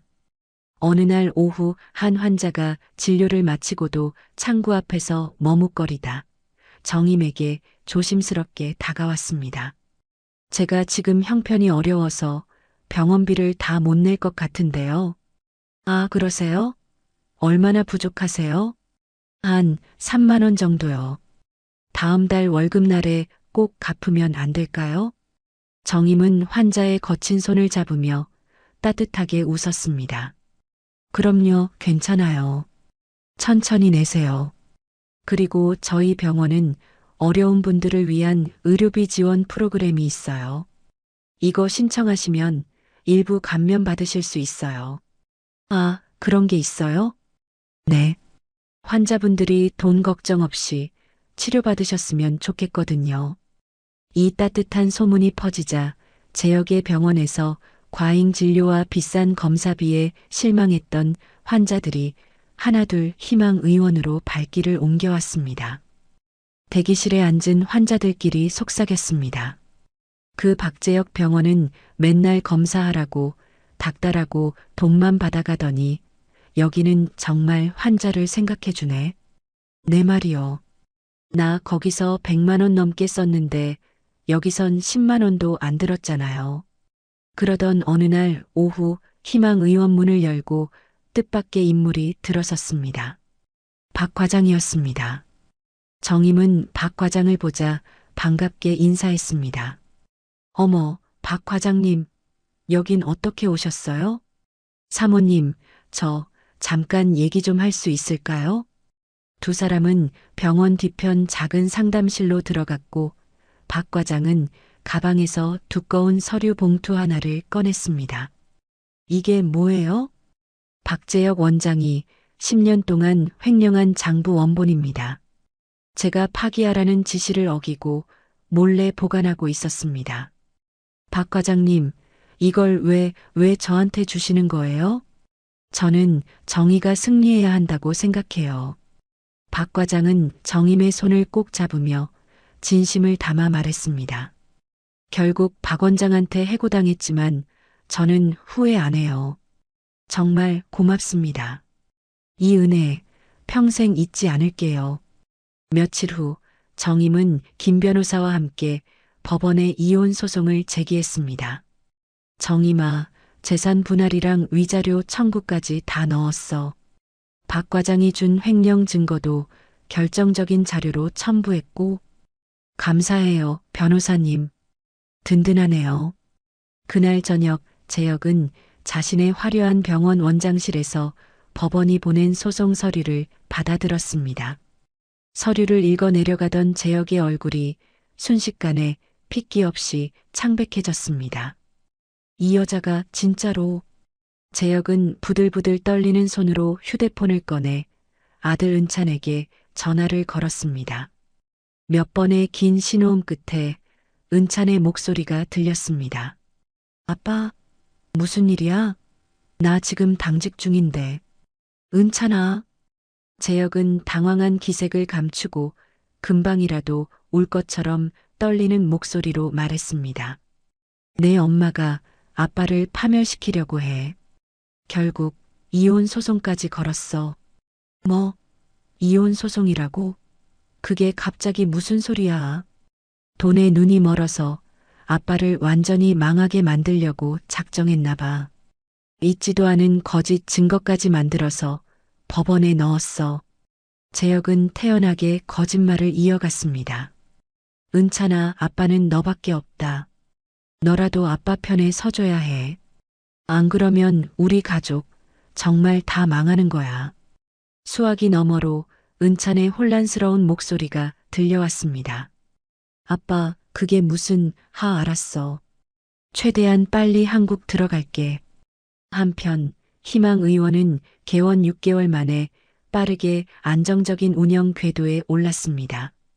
정임은 병원 통장을 정리하며 처음으로 자신의 능력으로 번 돈을 확인하고 미소 지었습니다. 최 선생님, 이번 달 병원 수익이 생각보다 훨씬 좋네요. 최민주는 차트를 정리하며 흐뭇하게 대답했습니다. 다 환자분들이 우리 병원을 믿고 많이 찾아주신 덕분이죠. 물론 정임 씨가 애써주신 덕분이고요. 정임은 그날 오후 친정엄마가 입원한 병원 원무과를 찾아갔습니다. 제 어머니 병원비 남은 거 전액 완납하려고요. 네, 잠시만요. 확인해 보니 300만 원 남으셨네요. 정임은 망설임 없이 통장에서 돈을 인출해 완납했습니다. 완납 도장이 찍힌 영수증을 받아든 정임의 눈에서 뜨거운 눈물이 흘렀습니다. 엄마, 내 힘으로 다 해결했어요. 다음 날 최민주는 정임을 병원 사무실로 불렀습니다. 정임 씨, 제가 제안하고 싶은 게 있어요. 최민주는 진지한 표정으로 입을 열었습니다. 우리 병원 수익 중에 일부를 떼어서 어려운 학생들 장학금으로 쓰면 어떨까요? 이정호 선생님이 저한테 해주셨던 것처럼 우리도 누군가를 도와주고 싶어요. 정임은 눈시울이 붉어지며 천천히 고개를 끄덕였습니다. 좋아요. 아버지가 평생 하셨던 일을 이제 우리가 이어가는 거네요. 네. 그래서 아예 선생님 존함을 따서 장학재단을 하나 만들면 어떨까 싶어요. 최 선생님, 아버지도 하늘에서 정말 기뻐하실 거예요. 일주일 후 드디어 친정엄마가 퇴원하는 날이 왔습니다. 정임은 엄마를 모시고 희망의원으로 향했고 병원 안을 천천히 둘러보게 했습니다. 정임아, 여기가 네가 새로 차린 병원이구나. 아이고, 참 깨끗하고 좋다. 엄마는 환하게 웃음꽃이 핀 대기실과 분주한 진료실을 보며 흐뭇하게 웃었습니다. 네, 엄마. 이제 저도 제 힘으로 당당하게 살아갈 수 있어요. 우리 딸 장하다. 너의 아버지가 이걸 봤으면 얼마나 기뻐하셨을까. 엄마는 딸의 손을 꼭 잡으며 결국 참았던 눈물을 흘렸습니다. 정임은 그런 엄마를 말없이 안아주며 미소 지었습니다. 하지만 정임의 마음 한편으로는 미국에서 곧 돌아올 아들 은찬에 대한 걱정이 무겁게 자리 잡고 있었습니다. 은찬이는 언제쯤 이 모든 진실을 알게 될까? 정임은 창밖을 바라보며 남몰래 깊은 한숨을 내쉬었습니다. 일주일 후 재혁은 화려한 메디컬 센터 원장실에서 초조하게 은찬을 기다리고 있었습니다. 문이 열리고 은찬이 들어서자 재혁은 의자에서 벌떡 일어나 아들을 와락 껴안았습니다. 아이고, 은찬아. 아빠가 얼마나 기다렸는지 아니. 아빠, 도대체 무슨 일이야? 엄마가 왜 이혼 소송까지 건 거야? 은찬이 무거운 표정으로 가방을 내려놓으며 재혁에게 다그치듯 물었습니다. 재혁은 책상에 기대 앉아 세상이 무너진 듯 깊은 한숨을 내쉬었습니다. 은찬아, 내 엄마가 돈에 눈이 멀었어. 고작 그 건물 하나 가지고 있다고 이 아빠를 무시하고 함부로 대하더니 이제는 아주 파멸시키려고 작정했나 봐. 그게 무슨 소리야? 엄마가 그럴 사람이 아니잖아. 아빠도 처음엔 믿을 수가 없었어. 10년을 같이 산 사람인데 어떻게 하루아침에 그렇게 돌변하는지. 재혁은 마른 손으로 눈가를 훔치며 능숙하게 거짓 눈물을 흘렸습니다. 아빠가 10년 동안 그 낡아빠진 건물에서 병원하면서 내 엄마한테 얼마나 헌신했는지 아니? 그런데 내 엄마는 그걸 고마워하기는커녕 임대료가 적다는 이유로 날 내쫓았어. 정말 엄마가 그랬어? 그래. 아빠가 이렇게 무리해서 큰 병원 차린 것도 사실은 내 엄마한테서 벗어나려고 했던 거야. 그런데 이제는 있지도 않은 거짓 증거까지 만들어서 이 아빠를 파렴치한 범죄자로 만들려고 해. 재혁은 책상 위에 소송 서류를 집어들어 은찬에게 건넸습니다. 횡령? 아빠가 평생 환자만 보고 살았는데 내가 언제 그런 짓을 했단 말이냐? 은찬은 서류를 받아들고 믿을 수 없다는 표정으로 그 내용을 읽어내려갔습니다. 다음 날 오후 은찬은 분노에 찬 얼굴로 희망의원문을 벌컥 열고 들어섰습니다. 접수 창구에 앉아있던 정임은 아들을 보자 반가운 마음에 자리에서 일어났습니다. 은찬아, 왔구나. 어서 와. 안으로 들어가서 얘기하자. 아니요. 여기서 얘기할래요. 은찬은 싸늘하게 말하며 정임과 일부러 거리를 두고 섰습니다. 엄마, 어떻게 아빠를 이렇게까지 몰아세울 수 있어? 이혼하고 싶으면 그냥 조용히 하면 되잖아요. 은찬아, 그게 아니야. 아빠가 너한테 뭐라고 했는지 모르겠지만, 그럼 아빠가 거짓말이라도 한다는 거예요? 지금 엄마 말만 다 진짜라는 거예요? 은찬은 참을 수 없다는 듯 목소리를 높이며 정임을 쏘아봤습니다. 은찬아, 내가 증거를 다 보여줄게. 아빠가 지난 10년 동안 우리한테 얼마나 나쁜 짓을 했는지. 증거? 그것도 아빠 말대로 엄마가 조작한 거 아니에요?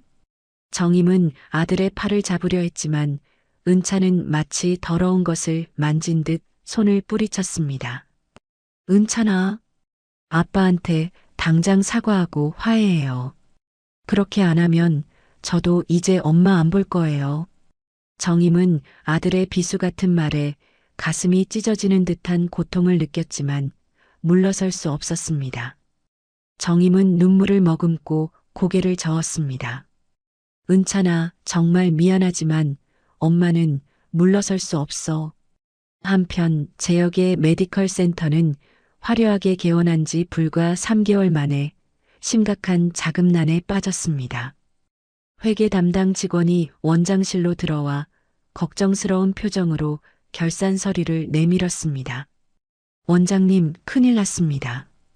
이번 달 임대료랑 직원들 인건비 내고 나면 통장에 돈이 거의 안 남습니다. 뭐, 환자는 이렇게 많이 오는데 왜 돈이 없어? 환자분들은 많이 오시는데 불필요한 검사가 너무 많고 진료비가 비싸다고 불만이 많습니다. 그래서 재방문율이 현저하게 떨어지고 있습니다. 재혁은 책상을 손바닥으로 내리쳤고 얼굴이 흉하게 일그러졌습니다.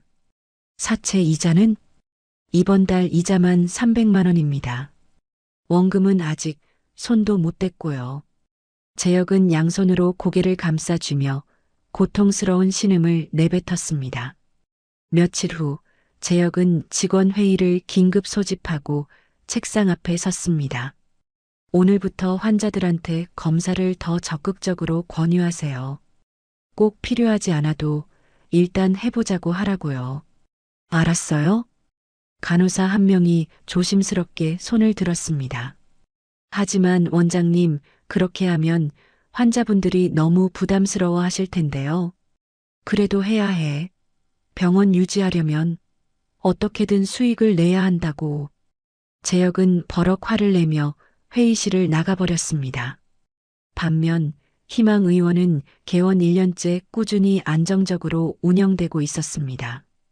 환자들이 늘어나 정임과 최민주는 건물 2층 공간에 2호점 개원을 준비하고 있었습니다. 지역 신문 기자가 희망 의원을 찾아왔고 정임과 최민준을 인터뷰했습니다. 희망 의원이 요즘 지역 의료계의 모범 사례로 주목받고 있는데요. 이렇게 성공하신 비결이 뭔가요? 최민주는 정임을 바라보며 환하게 웃으며 대답했습니다. 비결이랄 게 있나요? 그저 환자분들을 가족처럼 진심으로 대하는 겁니다. 돈보다는 신뢰가 먼저니까요. 이 인터뷰는 다음날 신문에 크게 실렸고 희망 의원을 찾는 환자는 더욱 늘어났습니다. 일주일 후 벼랑 끝에 몰린 재혁은 직원들을 소집해 결국 넘지 말아야 할 선을 넘었습니다. 오늘부터 진료 기록을 좀 바꿔서 작성해 주세요. 보험공단에 청구할 때 돈을 좀 더 받을 수 있게요. 네. 원장님, 그건 명백한 불법 아닌가요? 걱정 마. 조금만 손보는 거니까 아무도 몰라. 시키는 대로 해. 하지만 한 달 후 보험공단에서 조사관이 병원으로 들이닥쳤습니다. 박재혁 원장님, 최근 보험 청구 내역에 이상한 점이 발견돼서 저희가 조사를 좀 하러 왔습니다. 재혁의 얼굴은 종이장처럼 창백해졌고 손이 걷잡을 수 없이 떨렸습니다. 그날 오후 설상가상으로 사채업자 2명이 병원으로 찾아왔습니다. 어이, 박 원장님. 이번 달 이자가 아직 안 들어왔는데? 장사 안 해? 아, 며칠만 기다려주세요. 곧 입금할게요. 원장님, 우리도 먹고 살자고 하는 짓이야. 오늘 안에 안 들어오면 우리도 다른 방법이 없어요. 사채업자는 원장실 책상을 주먹으로 쾅 내리쳤고 재혁은 겁에 질려 뒤로 물러섰습니다. 아, 알았어요. 오늘 안에 어떻게든 보낼게요. 사채업자들이 험악한 표정으로 나간 후 재혁은 직원들을 불러 월급을 미루겠다고 통보했습니다. 원장님, 그럼 저희는 당장 어떻게 살라고요? 정말 미안하다. 다음 달에 꼭 2배로 챙겨줄게. 어느 날 오후 은찬이 걱정스러운 마음에 아버지 병원을 방문했습니다. 은찬은 로비에서 사채업자들이 직원들에게 소리치는 험악한 장면을 목격하고 말았습니다. 돈 언제 갚을 건데? 우리도 더는 못 기다려. 병원이고 뭐고 다 뒤집어 엎기 전에. 은찬은 충격을 받아 원장실로 뛰어갔습니다. 아빠, 방금 저 사람들은 누구야? 무슨 일이야? 은찬아. 재혁은 고개를 들고 며칠은 굶은 사람처럼 지친 얼굴로 아들을 바라봤습니다. 내 엄마 때문이야. 내 엄마가 아빠를 그 건물에서 쫓아내는 바람에 네가 엄마한테 가서 부탁 좀 해봐. 이혼 소송 좀 취하하고 위자료랑 생활비라도 좀 달라고. 재혁은 은찬의 손을 붙잡고 절박하게 애원했습니다. 은찬아, 네가 엄마한테 아빠 좀 도와달라고, 한 번만 살려달라고 그렇게 말 좀 해줘. 응? 은찬은 너무나 혼란스러운 표정으로 병원을 나섰습니다. 그날 저녁 은찬은 결국 희망 의원 문을 두드렸습니다. 진료를 모두 마친 정임이 문을 열었고 은찬은 고개를 푹 숙인 채 병원 안으로 들어왔습니다.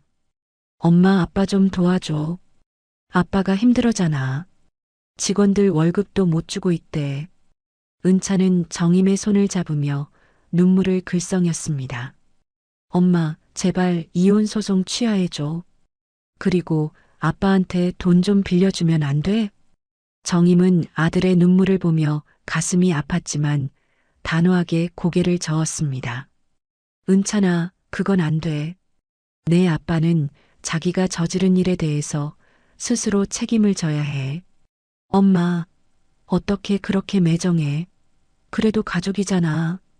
가족이라고 해서 한평생 저지른 잘못을 전부 덮어줄 수는 없어. 은차는 정임의 손을 거칠게 뿌리치고 절망적인 표정으로 밖으로 뛰쳐나가 버렸습니다. 며칠 후 시어머니는 친척들을 동원해 정임을 압박했습니다.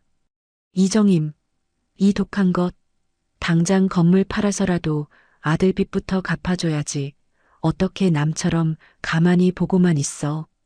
정임은 모든 비난을 조용히 듣고 있다가 마침내 흔들림 없는 목소리로 입을 열었습니다. 저는 물러서지 않을 거예요. 이제부터 저도 법적으로 강력하게 대응하겠습니다. 정임은 그 말을 차갑게 남기고 돌아서서 김 변호사에게 전화를 걸었습니다. 변호사님, 이혼 재판 더 철저하게 준비해 주세요. 저는 무슨 일이 있어도 끝까지 갈 거예요. 일주일 후 정임은 친정 엄마와 함께 거실에 앉아 있었습니다. 정임은 한참을 망설이다 결심한 듯 은찬에게 문자를 보냈습니다.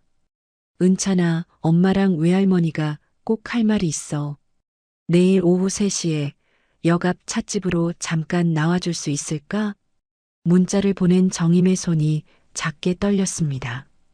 잠시 후 은찬은 휴대폰을 확인하고 깊은 한숨을 내쉬었습니다. 한참을 망설이던 은찬은 결국 짧게 답장을 보냈습니다. 알았어요. 다음 날 오후 약속한 찻집 구석자리에 정임과 친정엄마가 나란히 앉아 있었습니다. 테이블 위에는 두꺼운 서류 봉투가 놓여 있었고 정임은 초조한 듯 떨리는 손으로 그것을 만지작거렸습니다. 친정엄마가 그런 딸의 손을 안쓰럽게 잡으며 물었습니다. 정임아, 정말 괜찮겠니? 네, 엄마. 이제는 은찬이도 모든 걸 알아야 해요. 그때 찻집 문이 열리고 은찬이 들어섰습니다.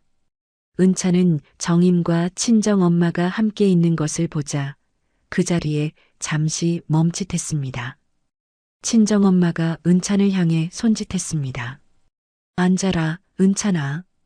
은찬은 마지못해 천천히 다가와 두 사람의 맞은편에 앉았습니다.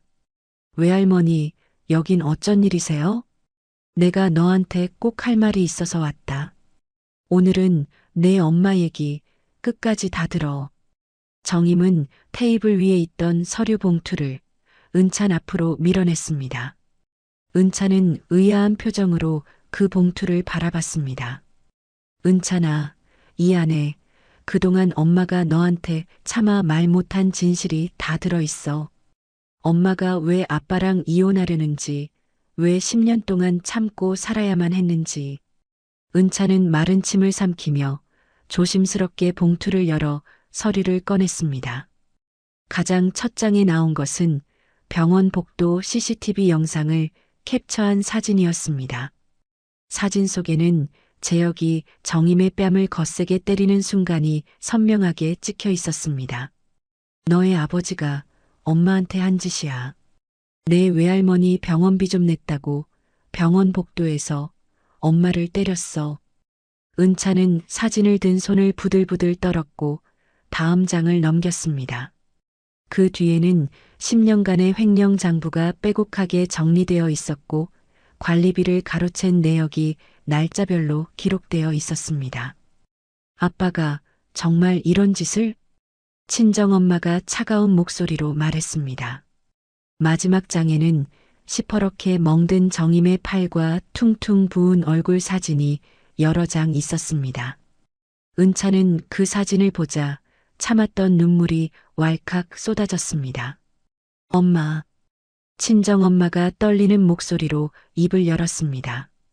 은찬아, 그날 이 외할미가 병실에서 다 봤다. 너의 아버지가 병원 복도에서 내 엄마 머리채를 잡고 짐승처럼 끌고 나가는 걸 내가 봤어. 친정엄마의 눈에서도 뜨거운 눈물이 흘러내렸습니다.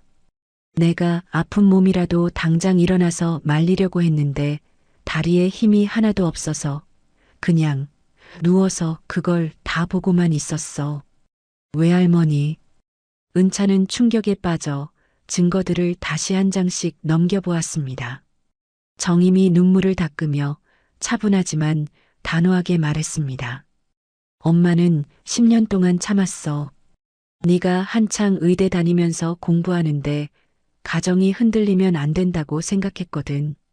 어떻게든 네가 무사히 공부에만 집중할 수 있게 엄마가 다 견디면 된다고 그렇게 바보같이 참았어.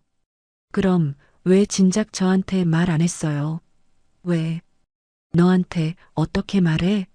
네가 세상에서 제일 존경하는 아빠가 실은 나쁜 사람이라고. 엄마는 차마 그럴 수가 없었어. 정임은 은찬의 손을 잡으며 떨리는 목소리로 이어갔습니다. 그런데 이제는 더 이상 못 참겠어. 내 아빠는 변하지 않아. 오히려 더 나쁜 짓을 하고 있잖아. 은찬은 멍든 정임의 사진을 다시 보며 더 이상 참지 못하고 오열하기 시작했습니다. 엄마, 제가 정말 바보였어요. 아빠 말만 믿고. 괜찮아, 은찬아. 넌 몰랐으니까. 아니에요. 엄마한테 어떻게 그런 차가운 말을. 은찬은 테이블에 얼굴을 묻고 어린아이처럼 목 놓아 울었습니다.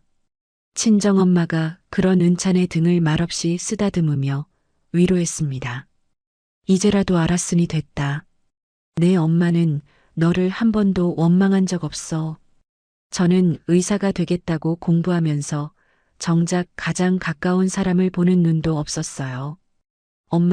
엄마가 그렇게 혼자 힘들어하는데 저는 그것도 모르고. 은찬이 눈물범벅이 된 얼굴로 정임을 올려다봤습니다. 정임은 겨우 은찬을 일으켜 세우고 두 팔로 아들을 꼭 껴안았습니다.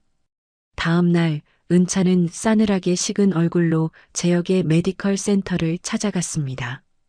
원장실 문을 열자 재혁은 어제 자기가 시킨 일이 잘 된 줄 알고 반갑게 웃으며 손짓했습니다. 은찬아. 내 엄마가 뭐래?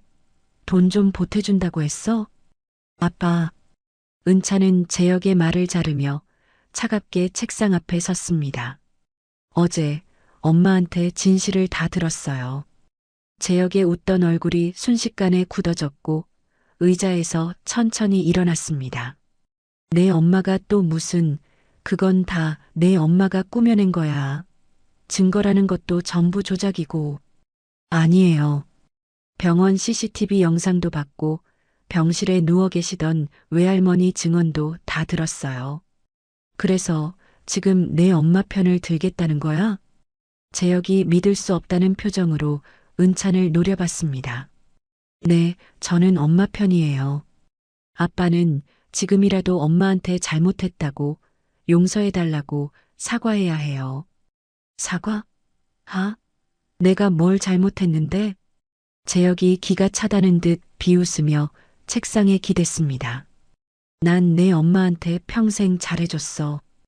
의사 와이프로 뼈 빠지게 고생 안 하고 남들 부러워하게 대접받게 해줬고 그 큰 집에서 편하게 살게 해줬잖아. 아빠, 제발 이제 그만하세요. 은찬은 깊은 실망감에 고개를 저으며 돌아섰습니다. 저는 더 이상 아빠 편에 설 수 없어요. 아니, 이제 아빠를 존경할 수도 없어요. 뭐, 은찬아, 네가 감히 지금 이 아빠를 버리는 거야?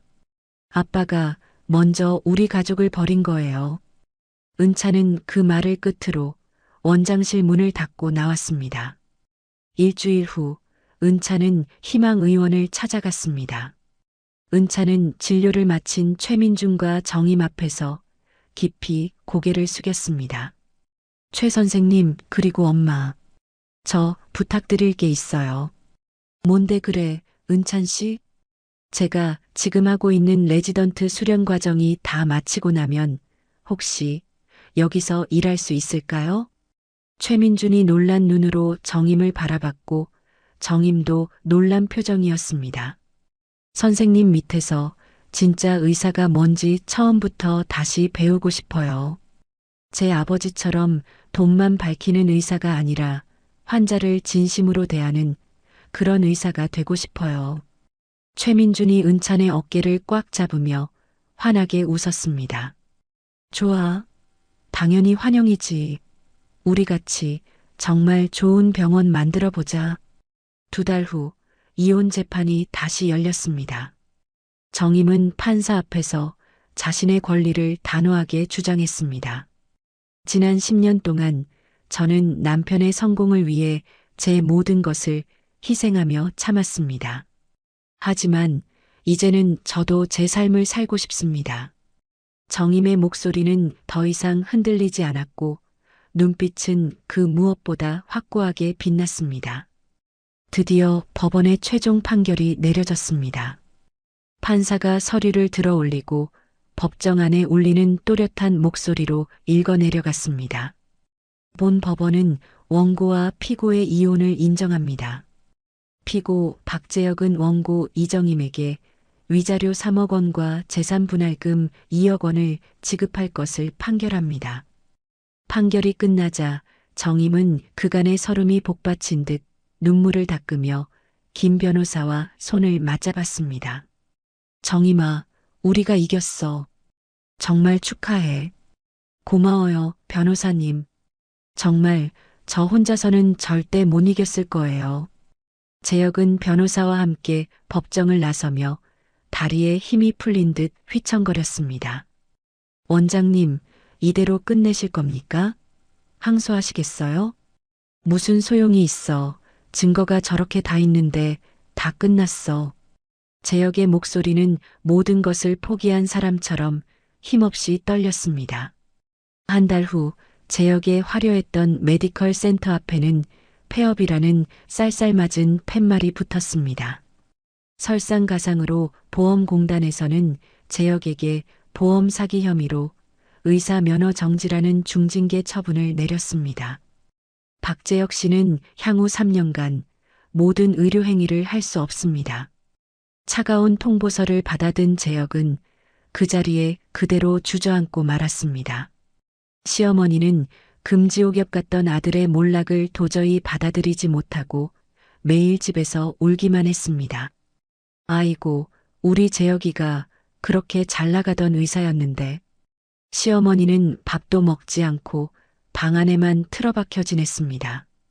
결국 보다 못한 친척들이 요양원을 권유했고 시어머니는 넋이 나간 사람처럼 요양원으로 옮겨졌습니다. 하지만 재혁은 당장 사채업자들에게 쫓기는 신세라 어머니를 찾아갈 여유조차 없었습니다. 어느 초라한 저녁 재혁은 남루한 옷차림으로 정임의 건물 앞을 배회했습니다. 희망의원의 밝은 불빛이 환하게 거리를 비추고 있었고 진료를 마친 환자들이 웃으며 병원에서 나왔습니다. 아이고, 정말 좋은 병원이에요. 의사 선생님들이 어찌나 친절하신지 몰라요. 맞아요. 특히 그 젊은 원장님, 박은찬 선생님? 아주 싹싹하고 실력도 좋다면서요? 재혁은 그 말을 듣고 홀린 듯 병원 유리문 너머를 바라봤습니다. 아들 은찬이 깨끗한 흰 가운을 입고 노인 환자의 손을 잡으며 웃고 있었습니다. 어르신, 이젠 많이 괜찮아지셨어요. 약 잘 챙겨 드시고 다음 주에 또 봬요. 네. 선생님 정말 고맙습니다. 재혁은 찢어지는 마음을 안고 비참하게 고개를 떨어뜨린 채 어둠 속으로 사라졌습니다. 그로부터 2년 후 희망의원 2호점 개원식 날이 밝았습니다. 건물 2층에 새로 문을 연 병원 앞에는 축하 화환이 가득했습니다. 은찬은 원장 박은찬이라고 적힌 가운을 입고 개원식 리본을 자르며 환하게 웃었습니다. 박은찬 원장님 축하드립니다. 모여든 동네 주민들이 자기 일처럼 박수를 치며 축하했고 은찬은 고개 숙여 깊이 인사했습니다. 정말 감사합니다. 더 열심히 하겠습니다. 정임은 그 늠름한 아들의 모습을 보며 감격의 눈물을 흘렸습니다. 엄마, 왜 울어? 오늘은 기쁜 날이잖아. 응, 알아. 우리 아들, 이렇게 훌륭하게 자라줘서 정말 고마워. 최민준이 은찬에게 다가와 듬직한 어깨를 툭툭 두드렸습니다. 박은찬 원장, 진심으로 축하해. 이제 시작이니까 앞으로 더 열심히 해야지. 네, 선생님. 선생님처럼 좋은 의사가 되겠습니다. 개원식이 끝난 후 정임은 사무실에서 서류를 정리하며 잔잔한 미소를 지었습니다. 희망 의원은 어느덧 3호점까지 확장되었고 지역에서 가장 신뢰받는 병원으로 굳건히 자리 잡았습니다. 어느 주말 정임은 완전히 건강을 회복한 친정엄마와 함께 정겹게 시장을 걸었습니다. 정임아, 오늘은 우리 뭐 해 먹을까? 엄마가 좋아하는 갈비찜 어때요? 아이고, 좋지. 우리 은찬이도 제일 좋아하니까. 두 사람은 손을 꼭 잡고 단골 정육점으로 향했습니다. 사장님, 오늘도 갈비 사러 왔어요? 네. 제일 좋은 걸로 3kg 넉넉하게 주세요. 아이고, 여기요. 늘 감사합니다. 정임은 묵직한 장바구니를 들고 엄마와 함께 집으로 돌아왔습니다. 저녁 식사 시간이 되자 은찬이 일을 마치고 현관문을 열고 들어왔습니다. 엄마, 외할머니, 저 다녀왔습니다. 그래, 우리 아들 어서 와. 얼른 손 씻고 밥 먹자. 갈비찜 해놨어. 세 사람은 식탁에 둘러앉아 김이 모락모락 나는 따뜻한 저녁을 함께 했습니다. 은찬아, 오늘 병원은 어땠어? 별일 없었고? 그럼요, 엄마. 좋았어요. 환자분들이 다들 치료 잘 돼서 좋아하시더라고요. 정임은 사랑하는 아들과 엄마를 번갈아 바라보며 가슴 벅찬 행복을 느꼈습니다. 다음 날 오후 정임과 은찬은 아버지 묘소를 찾았습니다. 깨끗하게 관리된 묘비 앞에 두 사람은 정성껏 준비한 꽃을 놓고 나란히 절을 올렸습니다. 아버지, 정임이 왔어요. 정임은 묘비를 쓰다듬으며 조용히 말했습니다. 아버지가 그토록 원하셨던 일을 이제 제가 이어가고 있어요. 희망 의원도 아주 잘 되고 있고 은찬이도 이렇게 훌륭한 의사가 됐어요. 은찬도 묘비 앞에 무릎을 꿇고 고개를 숙였습니다. 저 할아버지처럼 어렵고 힘든 사람들을 돕는 의사가 되고 싶어요. 할아버지께 부끄럽지 않도록 열심히 배우고 있어요. 따뜻한 바람이 불어왔고 나뭇잎이 기분 좋게 살랑거렸습니다. 두 사람은 손을 꼭 잡고 햇살 가득한 길을 따라 천천히 걸어갔습니다. 정임은 잠시 걸음을 멈추고 뒤를 돌아보며 아버지 묘소를 향해 마지막 인사를 건넸습니다. 아버지, 감사해요. 아버지 딸로 태어나서 정말 행복했어요. 정임의 목소리는 따뜻한 바람을 타고 하늘 높이 올라갔습니다. 정임은 10년 동안 참고 견디며 살았습니다. 남편의 성공을 위해 자신을 희생했고 건물주였지만 무시당했습니다. 하지만 결국 정임은 용기를 내어 자신의 삶을 되찾았습니다. 때로는 참는 것이 미덕이 아닐 수 있습니다. 부당한 대우를 받으면서까지 참을 필요는 없습니다. 정임처럼 당당하게 자신의 권리를 주장하고 잘못된 것에 맞서는 용기가 필요합니다. 진정한 성공은 화려한 건물이나 큰 병원에 있지 않습니다. 최민준과 은찬처럼 환자를 진심으로 대하고 어려운 사람들을 돕는 데 있습니다. 정임의 아버지가 평생 베풀었던 선행처럼 작은 손길 하나가 누군가의 인생을 바꿀 수 있습니다. 가족이라는 이름으로 모든 잘못을 덮을 수는 없습니다.